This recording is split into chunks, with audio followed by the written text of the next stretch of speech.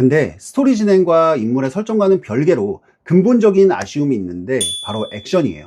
원작에서도 유명한 1440도 돌려차기를 구현한 건데 특히 이 장면은 너무 실망스러운 연출이었습니다.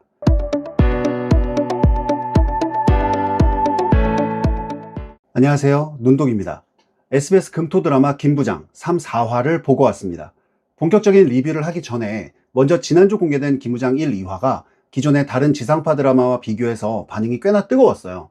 최고 시청률이 18.1%가 나왔고요. 평균 시청률 15.7%로 올해 드라마 중에 가장 높은 시청률을 나타냈습니다.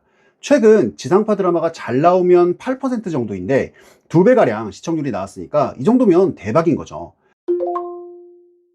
SBS에서 지금 이 흐름을 계속 유지하고 싶어서인지 유튜브 공식 채널에서 예고편이라던가 선공개 영상이 적극적으로 업로드 되더라고요.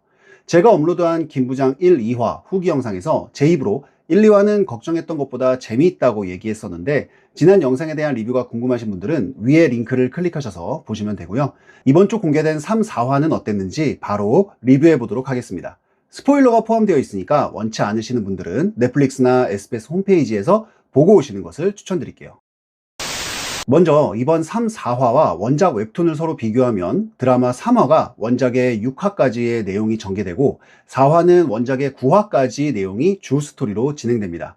이제 김 부장이 경찰서를 탈출해서 성환수를 찾아가는데 추적당할 줄 알면서도 딸인 민지에게 연락이 올까봐 차마 휴대폰을 버리지 못하고 들고 갑니다.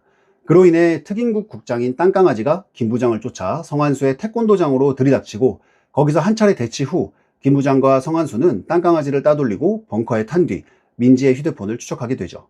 민지의 휴대폰에 통화가 연결된 기지국을 찾은 두 사람은 어느 폐건물로 들어가게 되고 거기에 있는 양아치 무리들을 때려 눕히며 민지의 휴대폰을 가지고 있는 놈을 찾게 됩니다. 이때 휴대폰을 가지고 있는 인물이 드라마에서는 따로 이름이 나오지는 않거든요. 근데 원작에서는 신성호라는 인물로 원작에서 이후에도 계속 나오는 캐릭터고요. 원작과의 싱크로율이 상당히 비슷하니 비교해보시면 더 재밌을 것 같아요. 그리고 당연하겠지만 김 부장에게 피떡이 되도록 맞은 뒤 노숙자에게 산 것이라고 말하게 됩니다. 그 순간 박강성이 김 부장을 총으로 공격하고 일촉즉발의 상황에서 세탁소 임씨와 정상화의 등장으로 위기를 모면하게 됩니다. 두 사람의 정체를 짐작하고 있던 김 부장은 딸을 찾고 스스로 자수하겠다는 말을 한 뒤 성환수와 함께 현장을 떠나죠. 이후 박진철이 합류하여 3명이서 노숙자를 찾게 되고 금리빨 패거리가 버린 쓰레기에서 휴대폰을 주웠다는 사실을 알게 됩니다. 곧바로 금리빨의 차량을 추적하던 세 사람은 특임국의 습격을 받게 되고 성환수가 땅강아지의 시선을 뺏는 사이 김 부장은 추적된 위치로 이동하고 박진철은 국정원 요원들에게 붙잡히죠. 그리고는 금리빨이 있는 폐창고까지 가면서 4화가 끝나게 됩니다. 원작 웹툰의 딸을 찾는 스토리를 중심으로 그 외에 원작에는 없는 격가지들이 등장합니다. 드라마에서만 등장하는 세탁소 임씨와 정상화의 행동이라든지 주강찬이 남 실장을 시켜서 사건의 뒤를 캐내는 내용, 북한에서 넘어온 박강성이 김 부장을 찾아다니는 내용까지 딸을 찾는 원작의 큰 줄기를 중심으로 크게 3개의 격가지가 각각 진행됩니다. 원작과 다른 점은 원작에서는 해리가 아빠인 주강찬에게 사건의 전말을 고백하고 이후 금리빨과 주강찬이 통화하는 씬으로 이어지는데 드라마에서는 주강찬이 남 실장을 시켜서 자신의 딸인 해리에게 무슨 일이 있었는지 조사하게 돼요. 그 과정에서 김 부장이 보통 사람이 아닌 것을 알게 되고요. 그리고 4화에서 김 부장의 과거 씬이 나오면서 코드네임 66의 진짜 인물 박영광이 등장하는데 배우 옥태견 씨가 박영광 역할을 맡았어요. 이 부분은 원작 웹툰 31화의 내용을 그대로 영상화해서 박영광의 동생 박강성의 개연성을 보충하는 역할을 합니다. 전체적으로 원작의 장면과 스토리를 그대로 이어가면서 새로운 인물들을 통해 내용에 조금씩 변화를 주고요. 저처럼 원작을 좋아하는 팬들은 이미 내용을 모두 알고 있기 때문에 자칫 재미를 느끼지 못할 수 있는데 그런 부분을 박강성이나 임씨, 정상화가 등장하면서 그게 새로운 전개를 기대하게 합니다. 이전 영상에서 예상했던 대로 세탁소 임씨와 정상화가 국정원 요원이었고 그동안 김 부장을 감시했던 감시조라는 설정은 좋은데 너무 빨리 공개가 되지 않았나 싶은 감이 있어요. 이 드라마가 총 10부작이니까 한 중반까지는 소속을 공개하지 않고 김 부장을 추적하는 모습만 보여주면서 적절한 컷 편집을 통해 아군인지 적군인지 시청자가 모르도록 했으면 조금 더 긴장감을 줄 수 있었을 텐데 3화부터 소속이 공개가 돼 버리거든요. 그리고 박강성도 4화에서 김 부장과 조우하면서 출연하는 등장인물들이 주인공과 한 번씩 만나게 되죠. 이게 후반부까지 어느 정도 긴장감을 주면서 스토리가 진행되려면 적당한 떡밥이나 시청자를 궁금하게 만드는 장치가 있어야 되는데, 지금으로서는 초반에 모든 패를 다 까버린 것 같아요. 그러면 본래 목적인 딸을 찾는 스토리로 끝까지 긴장감을 줘야 하는데, 문제는 이게 10부작이에요. 1화당 약 45분 정도 극이 진행되는데 10화면 450분, 약 7.5시간 동안 딸을 찾는 스토리가 진행된다고 하면 너무 길지 않을까. 사실 현재 4화까지 진행되면서 조금씩 긴장감이 늘어지는 느낌이 있거든요. 만약에 마지막 화까지 딸을 찾는 스토리가 진행된다면 긴장감은 다 없어지고 지루해질 것 같아요. 차라리 딸을 찾는 스토리를 6화나 7화에서 마무리하고 박강성, 리응령 같은 세력과 주강찬이 서로 손을 잡으면서 김 부장을 위기에 빠뜨리는 방향으로 가면 어떨까 싶네요. 그리고 제가 지난 리뷰에서 박진철의 캐릭터가 너무 코믹한 요소로만 설정된 것 같아 아쉽다고 했었는데, 이번 3, 4화에서는 이 부분이 극의 장점으로 부각됩니다. 지금 주인공인 김 부장은 딸의 생사를 모르는 상황이니까 당연히 무거운 분위기를 계속 유지할 수밖에 없고, 특임국 국장으로 나오는 땅강아지와 요원들, 빌런인 주강창과 남실장까지 인물들이 대부분 무겁거든요.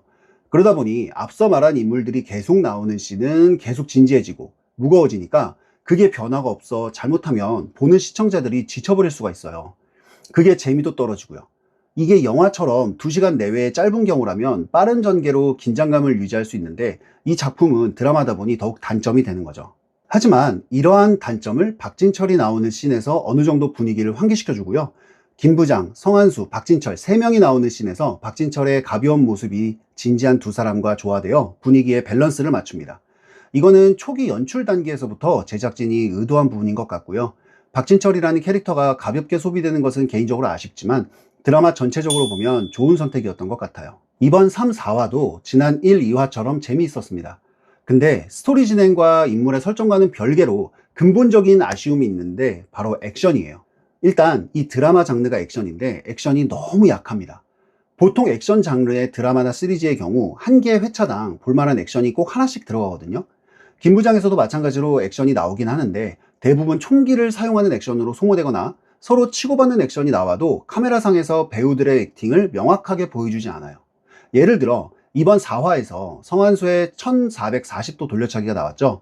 원작에서도 유명한 1440도 돌려차기를 구현한 건데, 물론 와이어 액션이라 어느 정도 부자연스러울 수 있는 건 감안하더라도 도는 자세라던가 채공 높이와 거리, 발차기의 모션을 시청자에게 뭔가 가시적으로 보여주려고 하는 것이 아니라 슬로우 모션으로 이상한 수학 공식을 띄우면서 배우를 클로즈업 하거든요. 특히 이 장면은 너무 실망스러운 연출이었습니다. 그리고 총을 사용하는 액션은 소품용 총인 게 너무 티가 납니다. 물론 진짜 총을 사용할 수는 없죠. 촬영용 소품을 쓰는 게 맞는데, 그러면 총을 쏠 때 반동이나 권총의 파지법, 중간에 탄창을 교체하는 뭔가 사실적인 액션이 나와줘야 하거든요. 근데 그런 거 없이 서로 총을 쏘는 액션이 너무 가짜인 게 티가 나는 거예요.